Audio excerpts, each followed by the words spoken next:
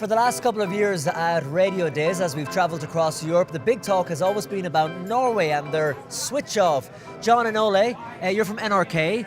The switch off has happened. How did it go? Well, you can't really say how did it go. It's been 97 days since we switched off our last FM transmitters. Well, the initial reaction from the public. The initial reaction from the public is that we have retained most of our listeners, most of our weekly listeners, while daily listening is a bit down. And we know that that is mostly because of the listeners having fewer radio sets.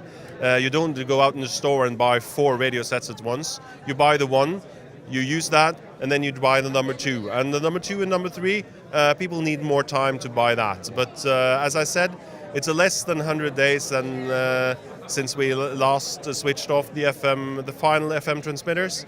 So we are quietly confident that 2018 will see a move in the market again. Yeah, and it was a very bold move for Norway to make by switching off FM. Are you worried about what Bob Shannon and the BBC have said recently, that they're not turning off FM anytime soon? I've spoken to the BBC and to Bob yesterday, and I sympathise with their worry about especially DAB in cars in Great Britain, and of course the number of sets sold.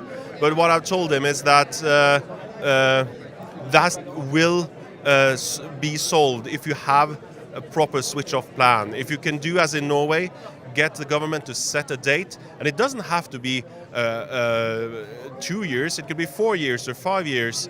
If you have a date, then the businesses will start moving, then the listeners will start moving, and then you might actually get to do it.